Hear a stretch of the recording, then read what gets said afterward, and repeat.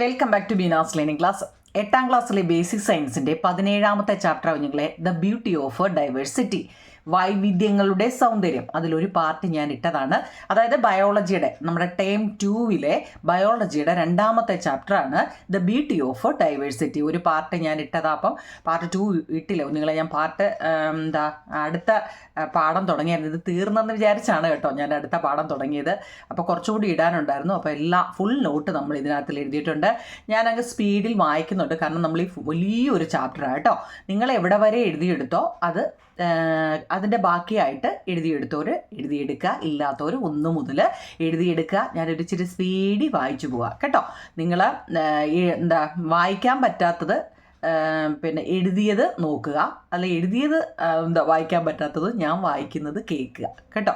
അപ്പോൾ ഒന്നാമത്തെ നമ്മുടെ ടെസ്റ്റ് കൂടെ കാണിച്ച് നമുക്ക് പറഞ്ഞു പോകാനുള്ള സമയക്കുറവ് കൊണ്ട് നമുക്ക് ഓരോന്നും വായിച്ചു പോകാം. ഒന്നാമത്തത്, സ്കൂളിലെ ജൈവ വൈവിധ്യ ഉദ്യാനത്തിൻ്റെ ചിത്രം ശ്രദ്ധിക്കൂ. ചിത്രത്തിൽ ഏതെല്ലാം ജീവജാലങ്ങൾ കാണപ്പെടുന്നു എന്നാണ് ഒന്നാമത്തെ ചോദ്യം. Which are the living organism that you see in the picture? What organism are found in the schools biodiversity garden? അതായത് ആ സ്കൂളിലെ ജൈവ വൈവിധ്യ ഉദ്യാനത്തിൻ്റെ ചിത്രത്തിൽ നമ്മൾ എന്തെല്ലാമാണ് കാണുന്നതെന്നാണ് കേട്ടോ. അതൊന്നും ഒരു ക്വസ്റ്റ്യൻ ആയിട്ടല്ല. അവിടെ കാണുന്നത് എന്തൊക്കെയാ? Butterfly, squirrels, chameleon, frog, human, grass, bushes, shrubs, and, lotus, creepers, duck, small പ്ലാന്റ്സുകൾ, ക്രോയെ, പീജിയോണ്, ഡോവ്, ബീയെ, പാരറ്റ്, ക്ലൈംബേഴ്സ്, ക്രീപ്പേഴ്സ് എന്നിവയുണ്ട്, എക്സെട്ര എന്നിവയെല്ലാം അതിൽ കാണുന്നുണ്ട് അല്ലേ. മലയാളംകാർക്ക് പൂമ്പാറ്റ, അണ്ണാൻ, ഓന്ത്, തവള, മനുഷ്യൻ, പുല്ല്, കുറ്റിച്ചെടികൾ, ഉറുമ്പുകൾ, താമര, ജലസസ്യങ്ങൾ, താറാവ്, ചെറുസസ്യങ്ങൾ, കാക്ക, പ്രാവ്, തേനീച്ച, തത്ത, വള്ളിച്ചെടികൾ തുടങ്ങിയവയെല്ലാം ആ ചിത്രത്തിൽ നമുക്ക് കാണാൻ പറ്റുന്നുണ്ട്. ഓക്കെ ആണല്ലോ. 2, നിങ്ങൾ കണ്ടെത്തിയ ജീവജാലങ്ങളെ ഏതെല്ലാം രീതിയിൽ നമുക്ക് തരംതിരിക്കാൻ പറ്റും? In which different ways can you classify the organism you identified? Classification method ഇവിടെ പറയുകയാണെങ്കിൽ those living on land, those living in water, അതുപോലെ plants, animals, birds, small organism, large organism, those with green colour, those with other colours, climbers, vines അല്ലേ. അതായത് നമ്മൾ ഈ തന്നിരിക്കുന്ന പിക്ചറിനകത്തിൽ പല ജീവികളെയും നമ്മൾ കാണുന്നുണ്ട്. കരയിൽ വസിക്കുന്നവയുണ്ട്, ജലത്തിൽ വസിക്കുന്നവയുണ്ട്, സസ്യങ്ങളുണ്ട്, ജന്തുക്കളുണ്ട്, പക്ഷികളുണ്ട്, ചെറിയ ജീവജാലങ്ങളുണ്ട്, വലിയ ജീവജാലങ്ങളുണ്ട്, പച്ച നിറമുള്ളവയുണ്ട്, മറ്റ് നിറങ്ങളുള്ളവയുണ്ട് അല്ലേ, വള്ളിച്ചെടികളുണ്ട്. അപ്പോൾ നിങ്ങൾ എന്തൊക്കെയാണോ നിങ്ങൾക്ക് അതിനകത്തിൽ അറിയാവുന്നത് അതെല്ലാം പറക്കി എഴുതുക എന്നുള്ളതേ ഉള്ളൂ. ഓക്കെ ആണോ നിങ്ങൾ 2 ഓക്കെ ആണല്ലോ. അടുത്ത 3ാമത്തെ ചോദ്യം, ചിത്രത്തിൽ നിങ്ങൾ കണ്ടെത്തിയ ജീവജാലങ്ങൾക്ക് പുറമേ മറ്റെന്തെല്ലാം ജീവികളെ ജൈവ വൈവിധ്യ ഉദ്യാനത്തിൽ നമുക്ക് കാണാം? നമ്മൾ കാണുന്നു അല്ലേ, നമ്മൾ നോക്കിയപ്പോൾ നമുക്ക് കാണാൻ പറ്റുന്ന ജീവികളെയൊക്കെയാണ് നമ്മൾ ഈ പറയുന്നത്. പക്ഷെ നമുക്ക് കാണാൻ പറ്റാത്ത ജീവികളും ഇല്ലേ നിങ്ങളതിനകത്തിൽ? Apart from the organism you found in the picture, what other living things can be seen in the biodiversity park? അല്ലേ, നമുക്ക് കണ്ണുകൊണ്ട് കാണാൻ പറ്റാത്ത ജീവികളും അതിനകത്തിലില്ലേ? വേരിയസ് ഇൻസെക്ട്സുകളുണ്ട്, ബേർഡ്സുകളുണ്ട്, പ്ലാന്റ്സ് ഉണ്ട്, ഫിഷ് ഉണ്ട്, അക്വാറ്റിക് ആനിമൽസ് ഉണ്ട്, മൈക്രോ ഓർഗാനിസം ഉണ്ട് അല്ലേ. മൈക്രോ ഓർഗാനിസം ഉണ്ട്. നമ്മൾ അതിനകത്തിൽ ഇൻസെക്ട്സുകൾ അല്ലെ, പ്രാണികൾ അല്ലെ, ഷഡ്പദങ്ങൾ അല്ലെ, പക്ഷികളെയും സസ്യങ്ങളെയും മത്സ്യത്തിനെയും ജലജന്തുക്കളെയും ഒക്കെ കാണാൻ പറ്റുന്നതുകൊണ്ട്. എന്നാൽ അവിടെ സൂക്ഷ്മജീവികളും അതിനകത്തിലുണ്ടെന്നൊന്ന് ഓർത്തോണം കേട്ടോ. മൈക്രോ ഓർഗാനിസവും അതിനകത്തിൽ ഉണ്ട്. 3ാമത്തെ 4, match the observed plants and animals with the places where they are found. അതായത് നമ്മൾ കാണപ്പെടുന്ന സ്ഥലം, നിരീക്ഷിച്ച സസ്യങ്ങൾ, ജന്തുക്കൾ എന്നിവയെ ഒന്ന് ജോഡികളാക്കാനാണ് പറഞ്ഞിരിക്കുന്നത്. ഇവിടെ നോക്കിയേ, കുളത്തിൽ, പോണ്ടെന്ന് വെച്ചാൽ കുളത്തിൽ എന്തൊക്കെയാ? Lotus, small aquatic plants, frog, fish അല്ലേ, ചെറു ജലസസ്യങ്ങൾ, തവള, മത്സ്യം എന്നിവയെല്ലാം പോണ്ടിൽ കാണപ്പെടുന്നതാണ് അല്ലേ. ഗാർഡനിലോ, ആ പൂന്തോട്ടത്തിലോ, flowering plants, small plants, and, butterflies, birds ഇതെല്ലാം പൂന്തോട്ടത്തിൽ കാണപ്പെടുന്നതാണ് അല്ലേ. ഇനി ട്രീസിൽ, മരത്തിലോ, ക്ലൈംബേഴ്സ്, അതുപോലെ vines, birds, chameleon, squirrel, and, bee അല്ലേ. മരത്തിൽ എന്തൊക്കെയാണ് നമ്മൾ കണ്ട? വള്ളിച്ചെടികളും പക്ഷികളും ഓന്ത്, അണ്ണാന്, ഉറുമ്പ്, തേനീച്ച ഇങ്ങനെയൊക്കെയുള്ളതെല്ലാം മരത്തിൽ നമ്മൾ കണ്ടു കേട്ടല്ലോ. അപ്പോൾ അതിനെ ഒന്ന് ജോഡികളാക്കി എഴുതാൻ നമ്മളോട് ചോദിച്ചിരിക്കുകയാണ് കേട്ടോ. അതാത് പിന്നെ സ്ഥലത്തൊന്നോ ആക്കാൻ പറഞ്ഞു കഴിഞ്ഞാൽ കുളത്തിലുള്ളവ, പൂന്തോട്ടത്തിലുള്ളവ, മരത്തിലുള്ളവ എന്ന് നമുക്ക് അതിനെ 3ആയിട്ട് അങ്ങ് വേർതിരിച്ചെടുക്കാം. ഓക്കെ ആണല്ലോ. ഓക്കെ, 5ാമത്തെ ചോദ്യം. Why is the garden in the picture called biodiversity park? ഇതിനെ ജൈവ വൈവിധ്യ ഉദ്യാനം എന്ന് വിളിക്കുന്നത് എന്തുകൊണ്ടാണ്? നമ്മളിപ്പോൾ ആ ഗാർഡൻ്റെ നമ്മുടെ ടെസ്റ്റിലെ ഫസ്റ്റ് പേജ് തന്നെ നല്ലൊരു ഗാർഡൻ്റെ പടമാണ് കൊടുത്തിരിക്കുന്നത് അല്ലേ. എന്തിനാ അത് ഇവിടെ why is the garden in the picture called biodiversity park? ഇതിനെ ജൈവ വൈവിധ്യ ഉദ്യാനം എന്ന് വിളിക്കുന്നത് എന്തുകൊണ്ടാണ്? Because various type of organism such as different kinds of plants, animals, birds, insects, etc. coexist in the same environment. This shows the diversity, richness and interdependence of the life form in nature. അതായത് ഒരേ പരിസ്ഥിതിയിൽ വിവിധതരം സസ്യങ്ങൾ, മൃഗങ്ങൾ, പക്ഷികൾ, ഷഡ്പദങ്ങൾ തുടങ്ങി പലതരം ജീവജാലങ്ങൾ ഒരുമിച്ച് ജീവിക്കുന്നത് കൊണ്ട് ഇത് ജീവിക്കുന്നുണ്ട് അല്ലേ. നമ്മുടെ ചുറ്റുപാടും ഏതൊക്കെ തരത്തിലുള്ള ജീവജാലങ്ങളാണ് ജീവിക്കുന്നത് അല്ലേ. ചുറ്റുപാടും പലതരത്തിലുള്ള ജീവികൾ ജീവിക്കുന്നുണ്ട്. ഇത് പ്രകൃതിയിലെ ജീവരൂപങ്ങളുടെ വൈവിധ്യവും സമൃദ്ധിയും പരസ്പര ആശ്രിതത്വവും ഒക്കെ കാണിക്കുന്നുണ്ട് കേട്ടോ. ഇത് പ്രകൃതിയിലെ ജീവരൂപങ്ങളുടെ വൈവിധ്യവും സമൃദ്ധിയും പരസ്പര ആശ്രിതത്വവും കാണിക്കുന്നു. ഓക്കെ ആണല്ലോ. 5ാമത്തെ ഇതെല്ലാം ടെസ്റ്റിലെ ചോദ്യമാണ് കേട്ടോ. അടുത്തത് എന്താണ് ലൈക്കനുകൾ? ലൈക്കനുകൾ എന്നാൽ എന്താണ്?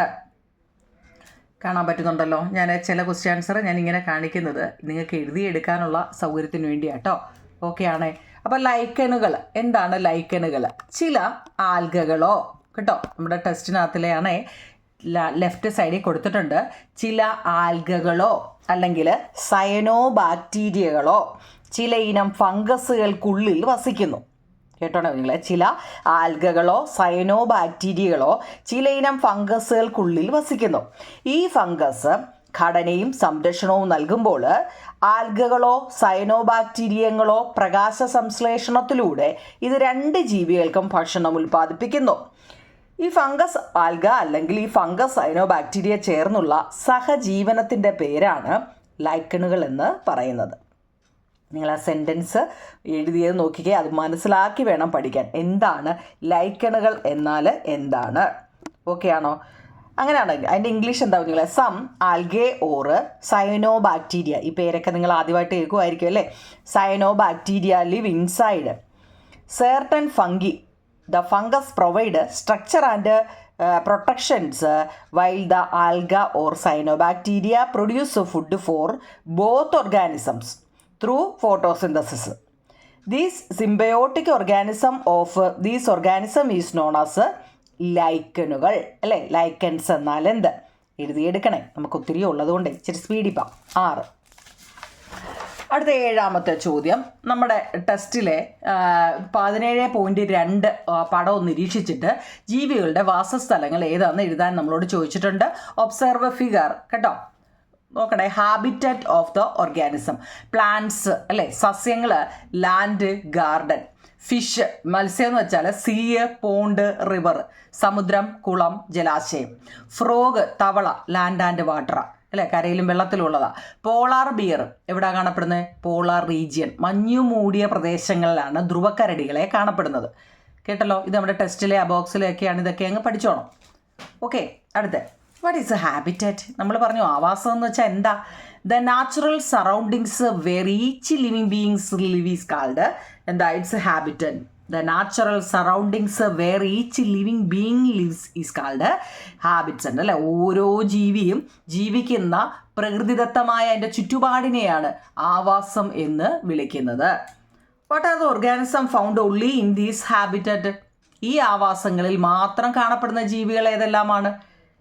ഏതൊക്കെയാണ്? Coral reef. Coral reef. Coral reef എന്ന് വെച്ച് കഴിഞ്ഞാൽ എന്താവും നിങ്ങൾ?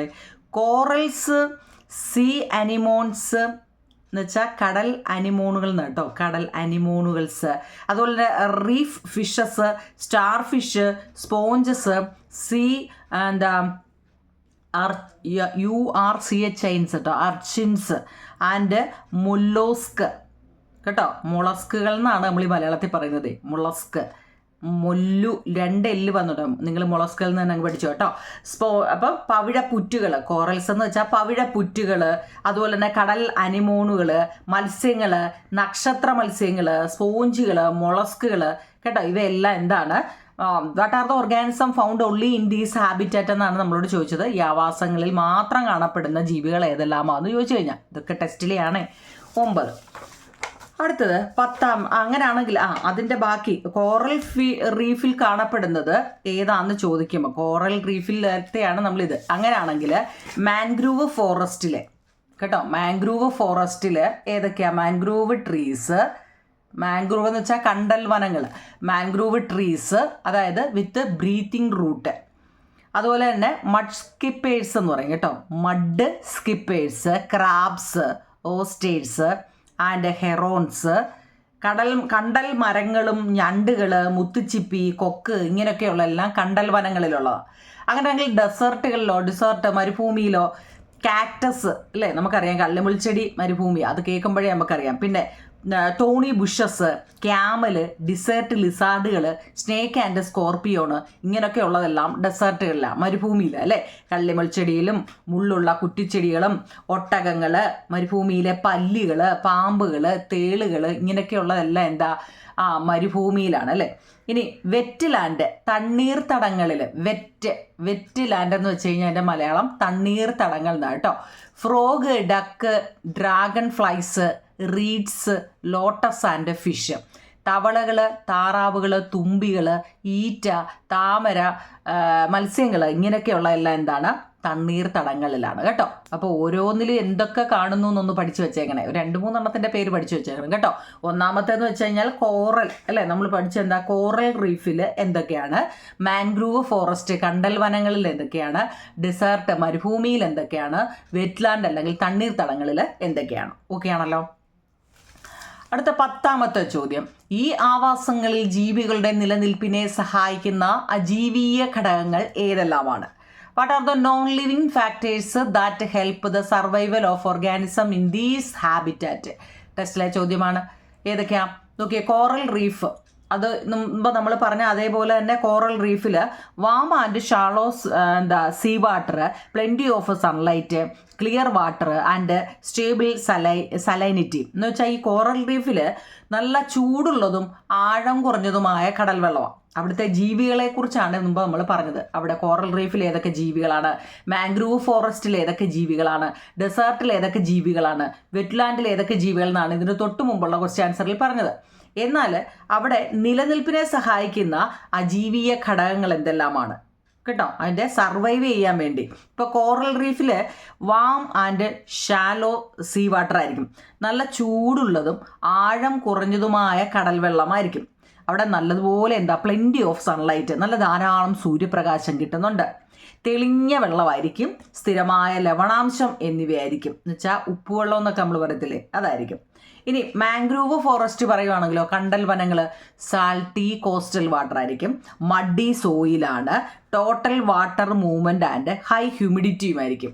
ഉപ്പുവെള്ളമുള്ള തീരപ്രദേശമായിരിക്കും, ചെളി നിറഞ്ഞ മണ്ണായിരിക്കും, വേലിയേറ്റ ജലത്തിൻ്റെ ചലനം അവിടെ ഉണ്ടാകും, പിന്നെ ഉയർന്ന ഈർപ്പവുമായിരിക്കും, ഹ്യൂമിഡിറ്റി കേട്ടോ, ഈർപ്പം അവിടെ എപ്പോഴും ഈർപ്പമുള്ള മണ്ണായിരിക്കും കേട്ടോ. അതാ കണ്ടൽ വനങ്ങൾ.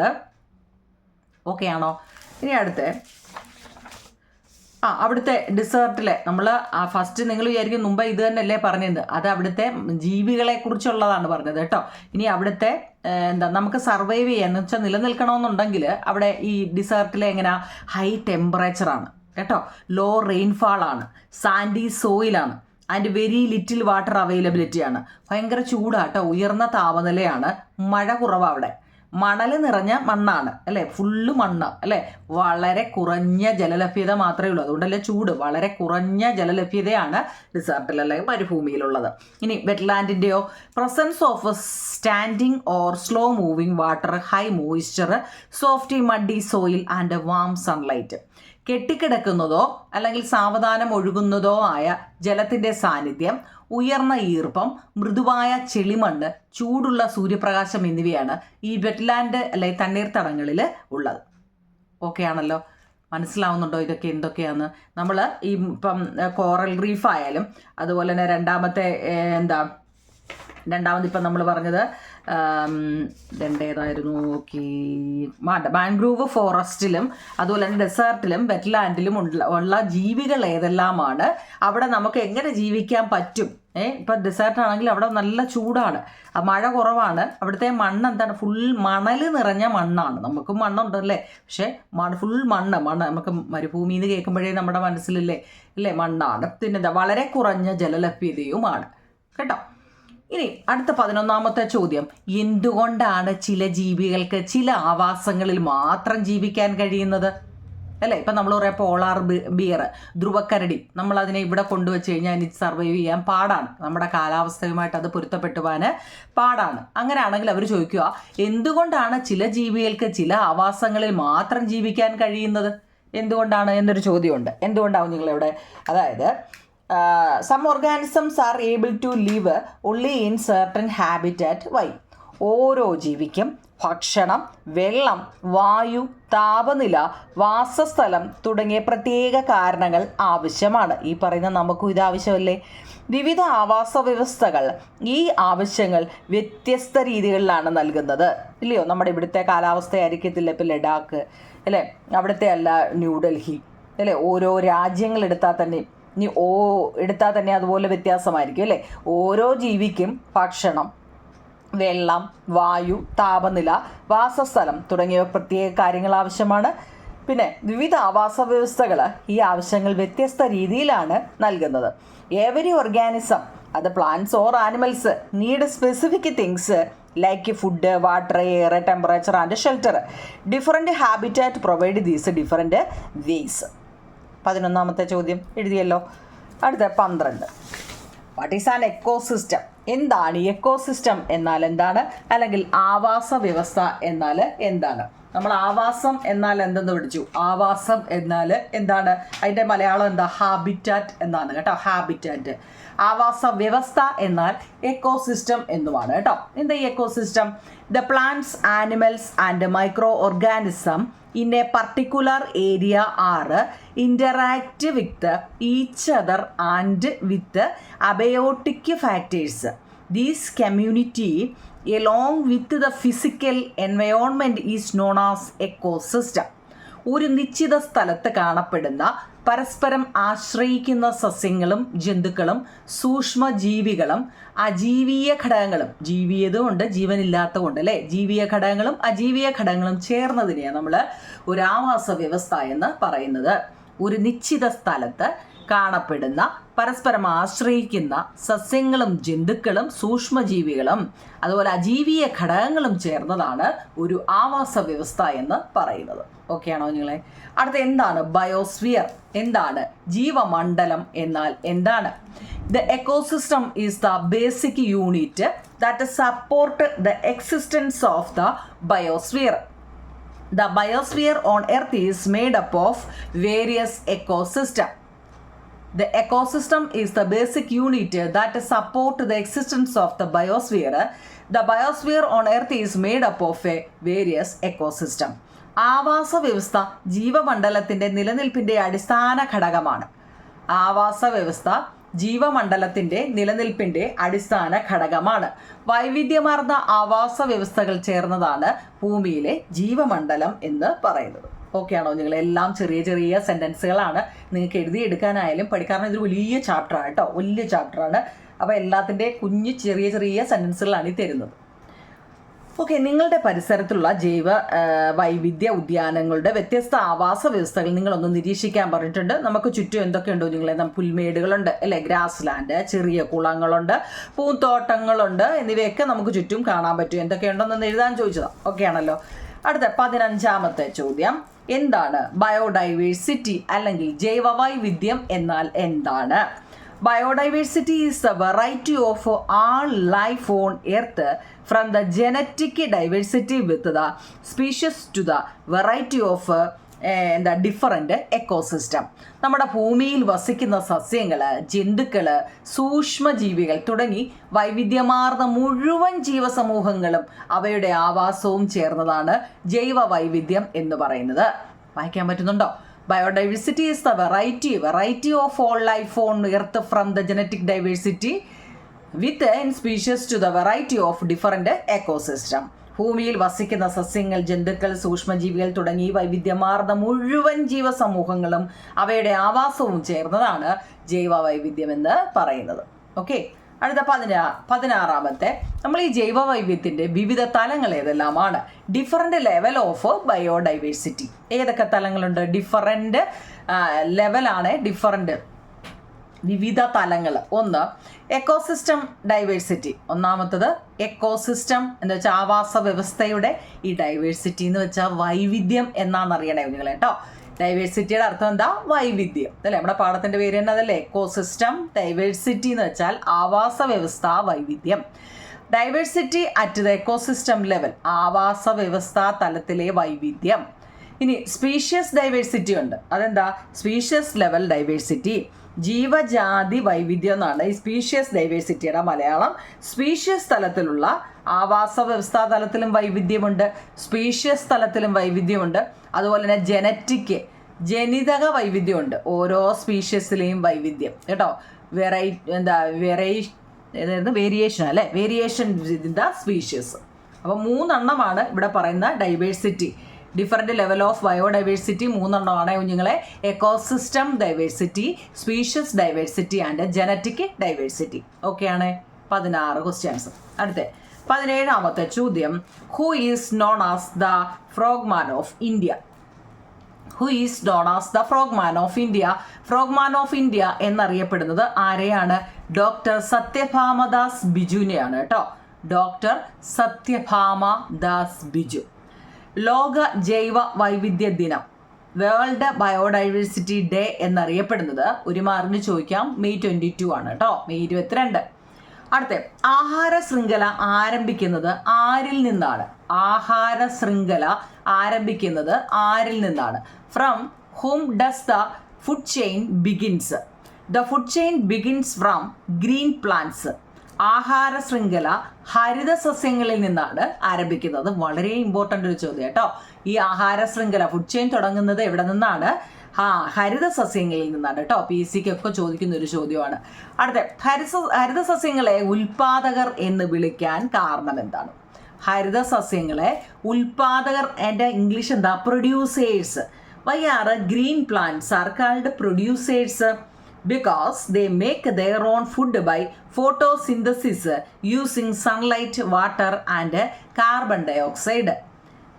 സൂര്യപ്രകാശം, വെള്ളം, കാർബൺ ഡൈ ഓക്സൈഡ് എന്നിവ ഉപയോഗിച്ച് പ്രകാശ സംശ്ലേഷണത്തിലൂടെ അവ സ്വന്തമായിട്ട് ഭക്ഷണം ഉണ്ടാക്കുന്നത് കൊണ്ടാണ് അവരെ പ്രൊഡ്യൂസേഴ്സ് അല്ലെങ്കിൽ ഉൽപാദകർ എന്ന് പറയുന്നത്. എന്താ നിങ്ങളെ, അവർക്ക് വേണ്ടുന്ന സാധനങ്ങളൊക്കെ ഉണ്ടെന്നുണ്ടെങ്കിൽ അവർ വല്ലതൊക്കെ വെച്ച് കഴിച്ചോളൂ അല്ലേ. സൂര്യപ്രകാശവും വെള്ളവും കാർബൺ ഡൈ ഓക്സൈഡ് എന്നിവയൊക്കെ ഉപയോഗിച്ചിട്ട് ഈ പ്രകാശ സംശ്ലേഷണം, അതുണ്ടെങ്കിൽ ഇതെല്ലാം നടക്കത്തുള്ളൂ അല്ലേ. പ്രകാശ സംശ്ലേഷണത്തിലൂടെ സ്വന്തമായിട്ട് ഭക്ഷണം ഉണ്ടാക്കുന്നത് കൊണ്ട് അവരെ പ്രൊഡ്യൂസേഴ്സ് എന്ന് പറയുന്നു. നമ്മളും പ്രൊഡ്യൂസേഴ്സാണ് അല്ലേ, ഞാനും ഒരു പ്രൊഡ്യൂസേഴ്സാണ്. എല്ലാ അടുക്കളയിലുണ്ടെങ്കിൽ നമ്മൾ എന്ത് ചെയ്യുന്നു? അത് വെച്ച് ഭക്ഷണം ഉണ്ടാക്കുന്നുണ്ടല്ലേ. അപ്പോൾ എന്താ? പ്രൊഡ്യൂസേഴ്സ്. ഓക്കെ ആണോ നിങ്ങളെ? അങ്ങനെയാണെങ്കിൽ ഉപഭോക്താക്കൾ ആരാണ്? പ്രൊഡ്യൂസേഴ്സ് ആണ് നമ്മൾ പറഞ്ഞത്. അപ്പം കൺസ്യൂമേഴ്സ് എന്ന് വെച്ചാൽ ആരാണ്? ഉപഭോക്താക്കൾ എന്ന് വെച്ചാൽ ആരാണ്? സ്വന്തമായിട്ട് ഭക്ഷണം ഉണ്ടാക്കാൻ കഴിയാത്ത ജീവികളെ കുഞ്ഞുങ്ങളെ കേട്ടോ. അങ്ങനെ ആരൊക്കെയുണ്ട്? സ്വന്തമായിട്ട് ഭക്ഷണം ഉണ്ടാക്കാൻ കഴിയാത്ത ജീവികളെയാണ് ഉപഭോക്താക്കൾ അല്ലെങ്കിൽ ഇവിടെ കൺസ്യൂമർ എന്ന് പറയുന്നത്.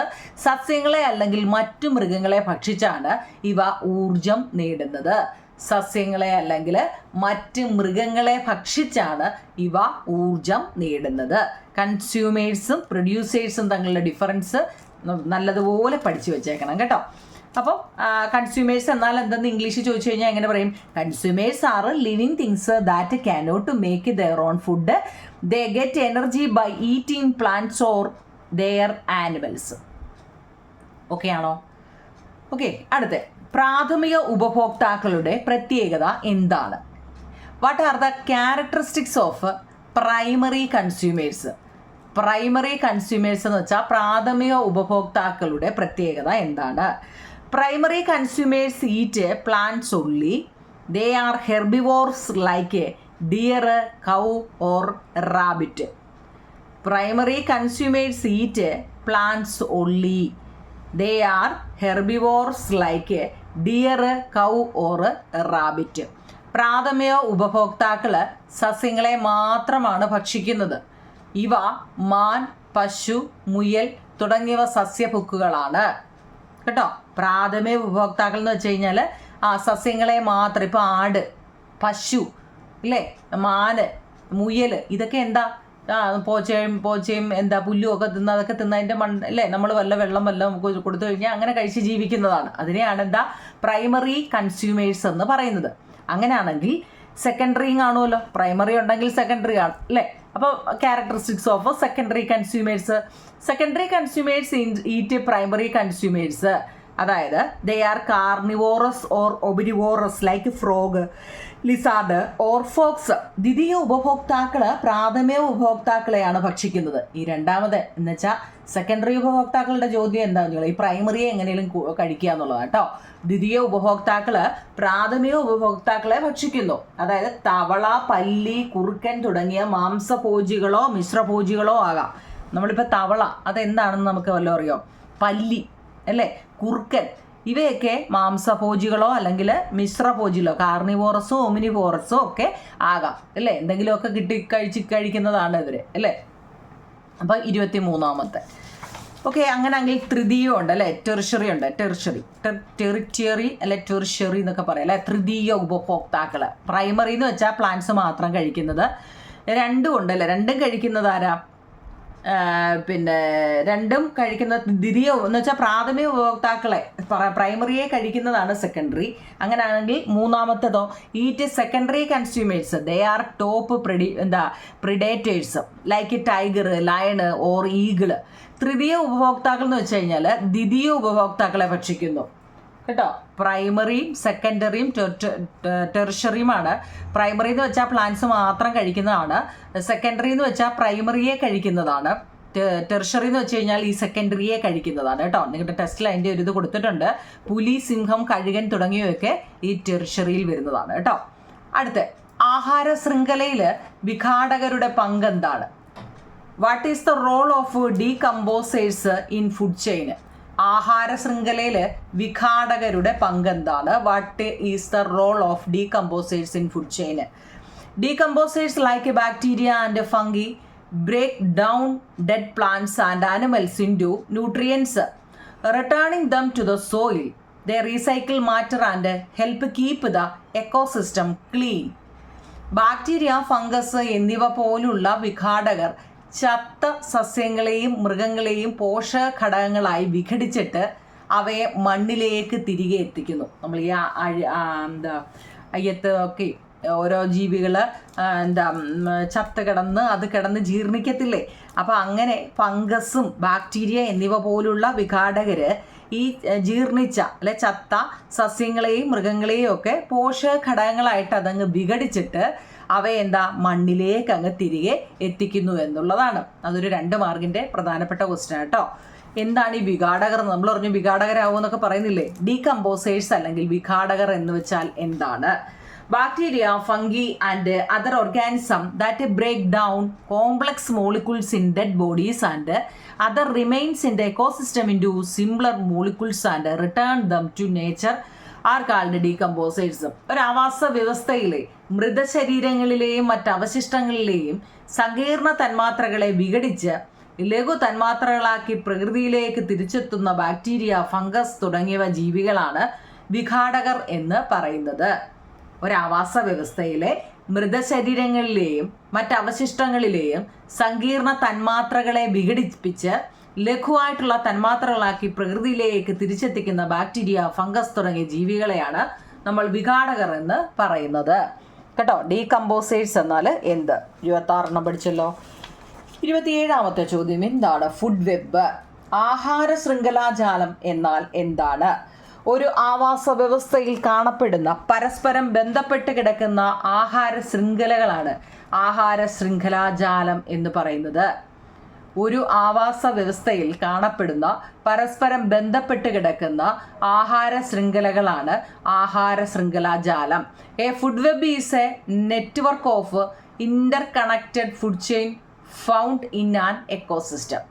കേട്ടോ. ഫുഡ് ചെയിൻ എന്നാൽ എന്താണ്, അല്ലെ ഫുഡ് വെബ് എന്നാൽ എന്താണ്? ഫുഡ് ചെയിൻ അല്ല, ഫുഡ് വെബ്, ആഹാര ശൃംഖലാജാലം. അടുത്ത പോഷണ തലങ്ങൾ, ട്രോപ്പിക് ലെവൽ. എന്ത് ട്രോപ്പിക് ലെവല്? പോഷണ തലങ്ങൾ, ഓരോ തലങ്ങളുണ്ട് കുഞ്ഞുങ്ങളെ. ഇനി ഘട്ടം ഘട്ടമായിട്ട് നിങ്ങളുടെ ടെസ്റ്റിൽ കൊടുത്തിട്ടുണ്ട്. ഭക്ഷ്യശൃംഖലയിലെ ഒരു ജീവിയുടെ സ്ഥാനത്തെ സൂചിപ്പിക്കുന്നതാണ് പോഷണ തലം അല്ലെങ്കിൽ ട്രോപ്പിക് ലെവൽ എന്ന് പറയുന്നത്.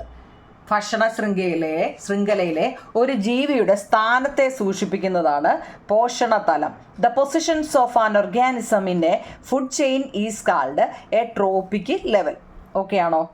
അടുത്ത 276 പേജിലെ ഒരെണ്ണം, അതായത് 276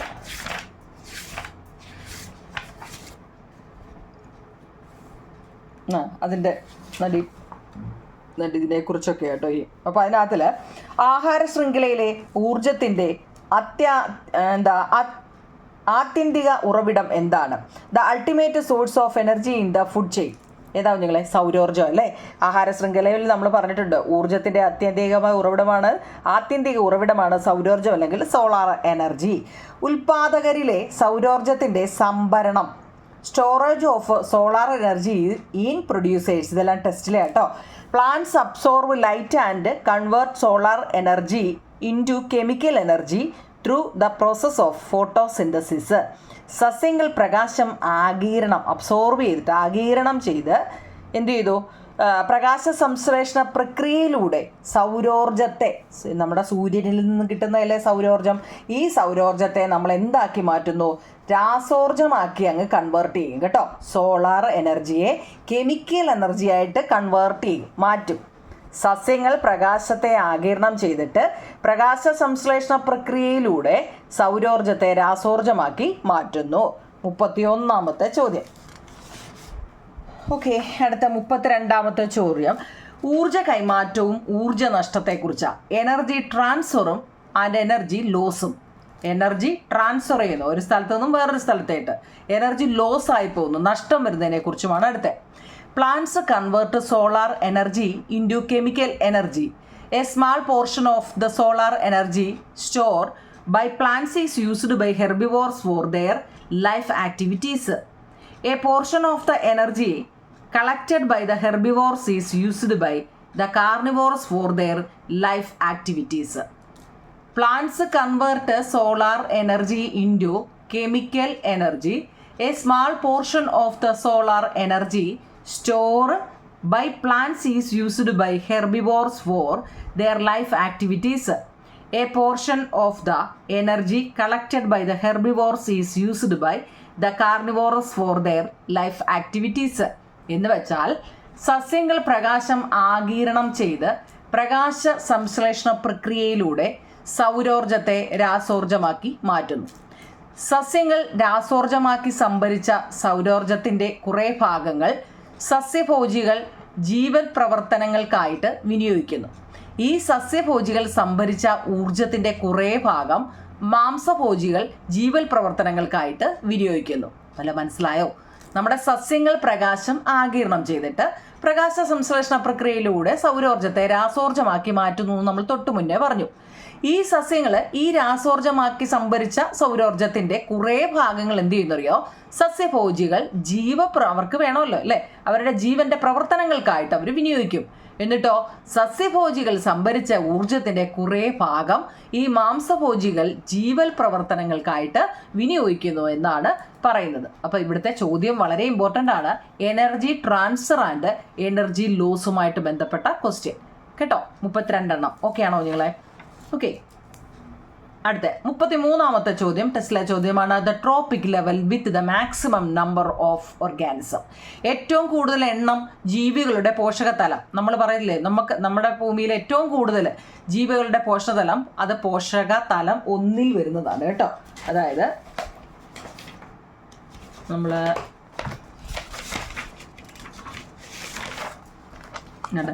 ഇങ്ങനെ കുറേ ഘട്ടം ഘട്ടമായിട്ട് കൊടുത്തേക്കുന്നത് കണ്ടോ. അത് ഏറ്റവും കൂടുതൽ ജീവികൾ വരുന്നത് താണ്ട് ഈ തട്ടിലാണ്, പോഷണതലം. കാരണം പുല്ലുള്ളിടത്തെ എന്താ ജീവൻ കൂടുതൽ. ഇപ്പോൾ പറയുന്നത് നമ്മളായാൽ തന്നെ അല്ലേ, കണ്ടോ, ഇവിടെ ഉള്ളിടത്ത് ചെറിയ ജീവികൾ ഒരുപാട് ഈ പുല്ലുള്ളിടത്ത് ജീവിക്കുന്നുണ്ട് കേട്ടോ. അതാണ് നമ്മളോട് ചോദിച്ചത്. അങ്ങനെയുള്ള ചോദ്യങ്ങൾ ടെസ്റ്റിലുണ്ട്. ഏറ്റവും കൂടുതൽ എണ്ണം ജീവികളുടെ പോഷണതലം 1 the tropic level with the least number of organism. ഏറ്റവും കുറവ് ജീവികൾ കാണപ്പെടുന്നത് 4ാമത്തെ തട്ടിലാണ് കേട്ടോ. ഏതാണ്? പോഷണതലം 4ലുമാണ്. നമ്മുടെ പടത്തിലുണ്ട്, നിങ്ങളൊന്ന് നോക്കണേ. അടുത്തത് 3ാമത്തത്, how does the disappearance of a top level organism in a trophic level affect the balance of biodiversity. പോഷണതലത്തിൻ്റെ ഉന്നത ശ്രേണിയിൽ ജീവികൾ ഇല്ലാതാകുന്നത് ജൈവവൈവിധ്യത്തിൻ്റെ സന്തുലിതാവസ്ഥയെ എങ്ങനെ ബാധിക്കും എന്നൊരു ചോദ്യമുണ്ട്. അത് വളരെ ഇമ്പോർട്ടൻ്റ് ആട്ടോ. നമ്മുടെ പോഷണതലം ഇപ്പം നമ്മൾ ഘട്ടം ഘട്ടമായിട്ട് നമ്മുടെ ടെസ്റ്റിൽ കണ്ടില്ലേ, അതിൽ ആ ഉന്നത ശ്രേണിയിൽ ജീവികൾ ഇല്ലാതാകുന്നത് നമ്മുടെ ജൈവവൈവിധ്യത്തിൻ്റെ സന്തുലിതാവസ്ഥയെ എങ്ങനെയൊക്കെ ബാധിക്കുമെന്നാണ് ചോദിച്ചിരിക്കുന്നത്. ഉത്തരവുണ്ടോ കുഞ്ഞുങ്ങളെ? The top level organism disappear, herbivorous increase and plants decrease, upsetting the food chain. This lead to an imbalance in biodiversity. ഏറ്റവും ഉയർന്ന നിലയിലുള്ള ജീവികൾ അപ്രത്യക്ഷമായാൽ സസ്യാഹാരികൾ വർദ്ധിക്കുകയും സസ്യങ്ങൾ കുറയുകയും ചെയ്യുന്നു. ഇത് ആഹാര ശൃംഖലയെ താളം തെറ്റിക്കുകയും തൽഫലമായി ജൈവവൈവിധ്യത്തിൽ അസന്തുലിതാവസ്ഥ ഉണ്ടാവുകയും ചെയ്യുന്നു. നമുക്കിപ്പം നമ്മൾ പറയട്ടെ, ഇപ്പം ഇവിടെ പുലികൾ കണ്ടമാനം അങ്ങ് ഇറങ്ങുവാന്ന് വെച്ചു. ഒരുപാട് പുലികളും കടുവകളും ഒക്കെ ഉണ്ടെന്നുണ്ടെങ്കിൽ അതിൻ്റെ തൊട്ട് താഴെയുള്ള ജീവികളുടെ അവസ്ഥയൊന്നും ആലോചിച്ച് നോക്കിയേ അല്ലേ. ഈ പുലികൾ വീണ്ടും വീണ്ടും പെരുകും തോറും മറ്റേ അതിനെ താഴത്തെ തട്ടിലുള്ള ജീവികൾ കുറഞ്ഞുകൊണ്ടേയിരിക്കുക അല്ലേ. അങ്ങനെ ഒന്ന് കൂടുമ്പോൾ മറ്റേത് നശിച്ചുകൊണ്ടേ ഇരിക്കുകയാണ്. മനസ്സിലായോ? അത് ഇവിടെ ഏറ്റവും ഉയർന്ന നിലയിലുള്ള ജീവികളെ കുറിച്ചാണ് പറയുന്നത്. ഇപ്പം ഫസ്റ്റ് നമ്മൾ ഈഗിള് അല്ലെ വൾച്ചർ എന്തെങ്കിലും കൊടുക്കുന്നെങ്കിൽ ഇങ്ങനൊരു ജീവി ഉള്ളത് കൊണ്ടാണ് ഇങ്ങനെയൊക്കെയുള്ള കുറേ ജീവികളെ കൊന്നു തിന്ന് ഇതിൻ്റെ പെരുപ്പം കുറയ്ക്കുന്നത് അല്ലേ. ഇങ്ങനെയുള്ള ഇതുള്ളത് കൊണ്ടാണ് ഓരോ തട്ടായിട്ടാണ് ഈ ജീവിയുണ്ട്. അങ്ങനെ ഇതുങ്ങളെയൊക്കെ കൊന്നു കുറേയൊക്കെ തിന്നുന്നത് കൊണ്ടാണ് ഇതിൻ്റെ ഒന്നും വലിയ ശല്യം നമുക്ക് ഇല്ലാത്തത് അല്ലേ. ഇപ്പം നമ്മൾ പറയത്തില്ലേ, ഇവിടോട്ട് നോക്കിയാലും പന്നി ശല്യമാണ് അല്ലേ. ഈ കൃഷിയൊന്നും ചെയ്യാൻ പറ്റാത്ത ഇവിടെ എല്ലാം അങ്ങനെ കുഞ്ഞുങ്ങൾ ആർക്കും ഇപ്പോൾ കൃഷി ചെയ്യാൻ വയ്യാത്തൊരവസ്ഥയാണ്. പന്നി വല്ലാതെ ശല്യം അല്ലേ.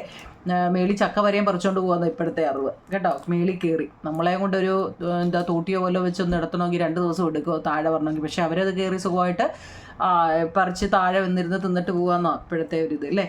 ഓക്കെ കുഞ്ഞല്ലേ, അതാണ്. ഓക്കെ, 33ാമത്തത്. അടുത്ത 34ാമത്തത് എക്കോളജിക്കൽ ഇൻ്ററാക്ഷൻസ്. ഇക്കോളജിക്കൽ ആവാസ വ്യവസ്ഥയിലെ പ്രതിപ്രവർത്തനങ്ങളെക്കുറിച്ചാണ് ഇനി നമ്മൾ പറയുന്നത്. What is the different ecological interactions? അതിൻ്റെ പടം നമുക്ക് ടെസ്റ്റ് പേജ് നമ്പർ 277 കൊടുത്തിട്ടുണ്ട്, നിങ്ങൾ നോക്കണേ. ഒന്നാമത്തത് പാരാസിറ്റിസം അല്ലേ. പരാദജീവനം എന്നാണ് അതിൻ്റെ മലയാളം. പാരാസിറ്റിസം സ്പെല്ലിംഗ് നോക്കിയേ. One is benefited, the other is harmed. A parasitic depend on the host organism for food. Dog, flea എന്ന് വെച്ചാൽ ഒന്നിന് ഗുണകരമാണ്. ഇവിടെ പട്ടിയുടെ പടമാണ് കൊടുത്തിരിക്കുന്നത് അല്ലേ, നായയുടെ പടമാണ് കൊടുത്തിരിക്കുന്നത്. ഒന്നിന് ഗുണകരമാണ്, മറ്റേതിന് ദോഷകരവുമാണ്. നമ്മുടെ പട്ടിയുടെ ദേഹത്ത് ചെള്ള് വന്നിരിക്കുന്നില്ലേ, അതാ ഇവിടെ പറയുന്നത്. ഇത് ആ ചെള്ളെന്ന് വെച്ച് കഴിഞ്ഞാൽ ആഹാരത്തിനായിട്ട് അത് ആതിഥേയ ജീവിയെ ആശ്രയിച്ച് കഴിയുന്നു. ഈ ചെള്ളിന് എന്തെങ്കിലും വേണമെന്നുണ്ടെങ്കിൽ വേറൊരു ജീവിയുടെ ദേഹത്ത് കയറിയെങ്കിലല്ല അതിന് വല്ലതും തിന്ന് ഇരിക്കാൻ പറ്റത്തുള്ളൂ. അതാ പറയുന്നത് ഒന്നിന് ഗുണകരമാണ് അല്ലേ. ചെള്ളിന് ഗുണമാണ്. ചെള്ള് വന്ന് ഏത് ജീവിയുടെ ആയാലും വന്നിരുന്ന് കഴിഞ്ഞ് തിന്നാൽ അത് ഒന്നിന് ഗുണമാണ്. പക്ഷേ അത് വന്നിരിക്കുന്ന ജീവിയോ അതിൻ്റെ ചൊറിച്ചിലൊക്കെ ഒന്ന് ആലോചിച്ച് നോക്കിയേ. ആഹാരത്തിനായി ആതിഥേയ ജീവിയെ ആശ്രയിക്കുന്നു. അവിടെ നായൻ ചെള്ളുമാണ് പറഞ്ഞിരിക്കുന്നത്. അടുത്ത 2ാമത്തെ പ്രിഡേഷൻ അല്ലെ, ഇരപിടുത്തം.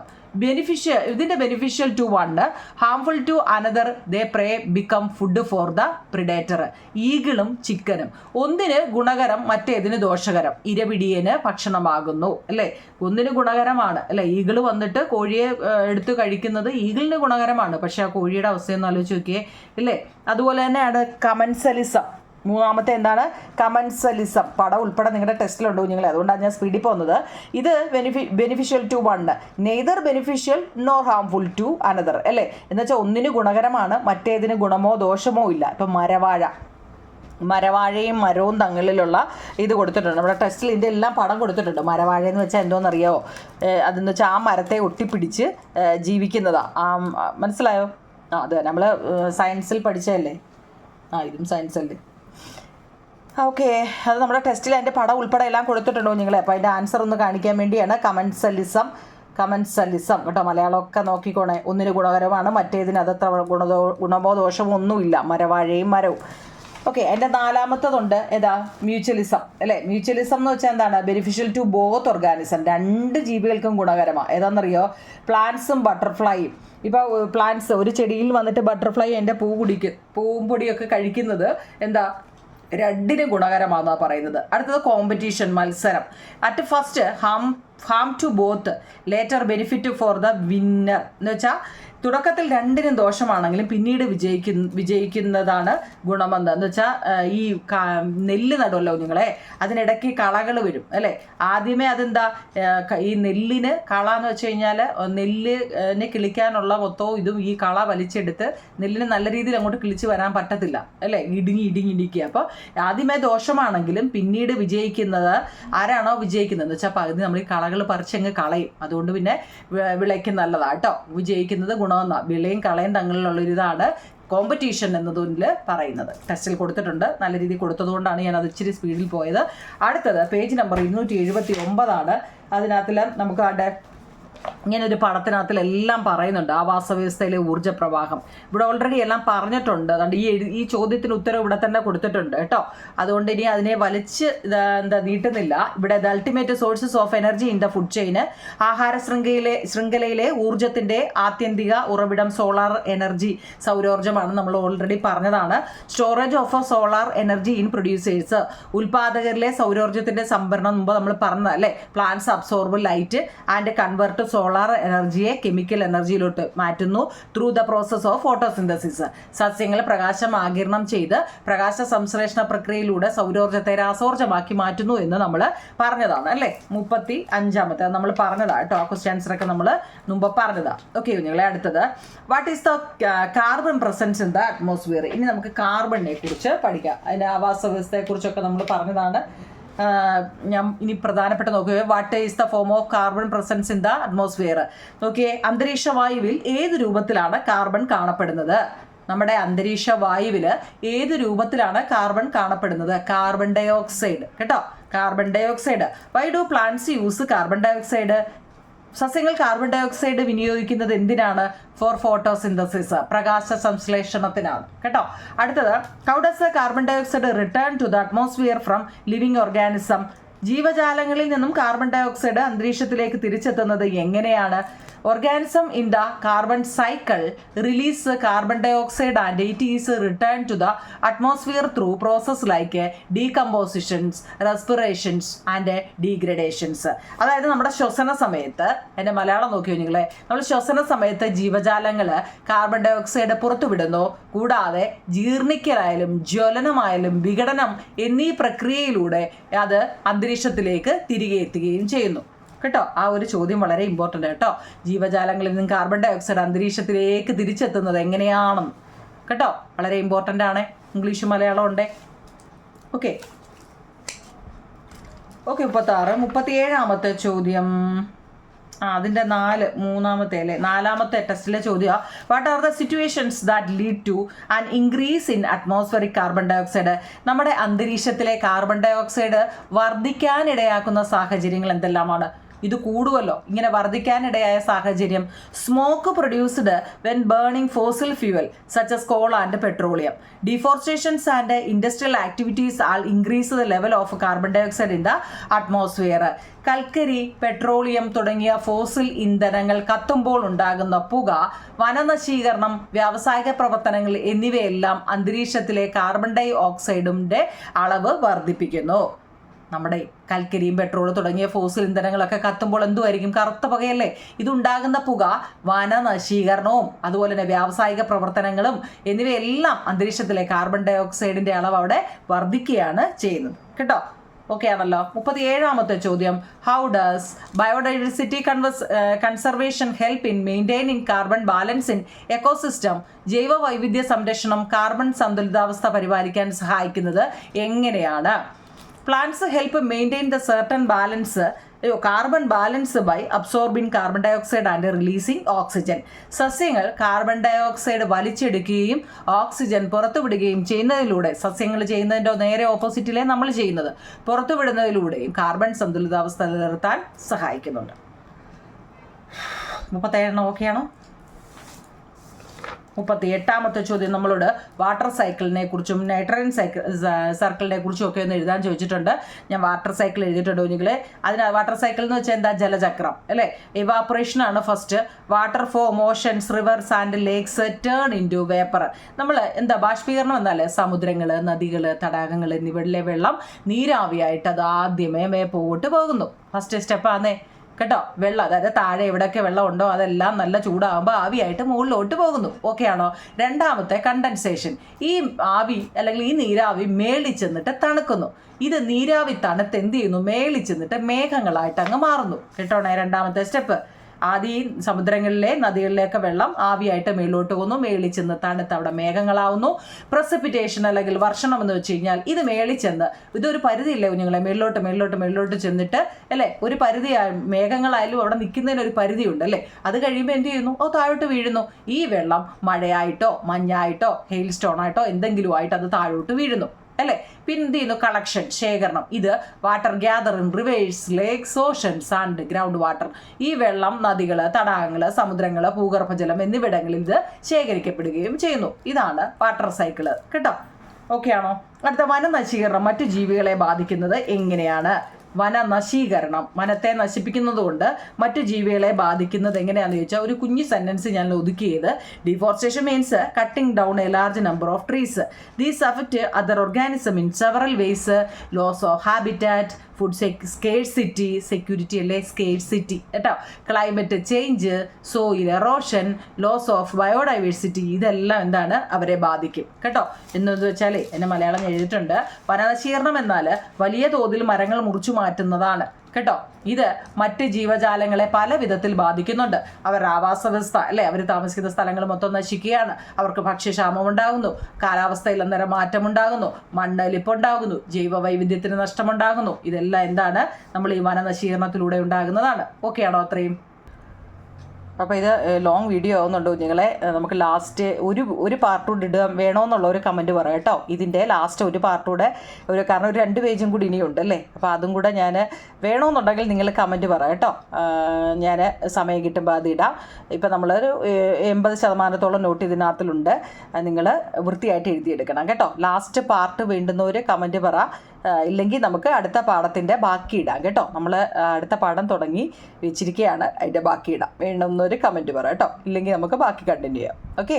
അപ്പം നിങ്ങൾ ലൈക്കും ഷെയറും കമൻറ്റും സബ്സ്ക്രൈബും ഹൈപ്പും ഒക്കെ ചെയ്യണേ കുഞ്ഞുങ്ങളെ. ഞാൻ ഇത്രയും പാടുപെട്ട് ഇങ്ങനെ നിങ്ങൾക്ക് വേണ്ടി കഷ്ടപ്പെടുമ്പോൾ എന്താ നിങ്ങളും തിരിച്ചെന്ത് ചെയ്യണം? എനിക്കും ഇതൊക്കെ ചെയ്യണം കേട്ടോ. ഞാൻ എന്തിനു വേണ്ടി പേപ്പറിലാണ് എഴുതി നിങ്ങൾക്ക് വേണ്ടി എൻ്റെ കണ്ടോ എഴുതി എത്ര സമയം എടുത്താണെന്നറിയാം ഇതൊക്കെ എഴുതി മലയാളത്തിലും ഇംഗ്ലീഷിലും ഒക്കെ മാറ്റി എഴുതി തരുന്നത് കേട്ടോ. അപ്പോൾ എൻ്റെ കുഞ്ഞുങ്ങൾക്കെല്ലാം വിജയാശംസകൾ നേടുന്നു. എല്ലാവരും വൃത്തിയായിട്ടിരുന്ന് പഠിക്കുക. ഓക്കെ. താങ്ക് യു കുഞ്ഞുങ്ങൾ.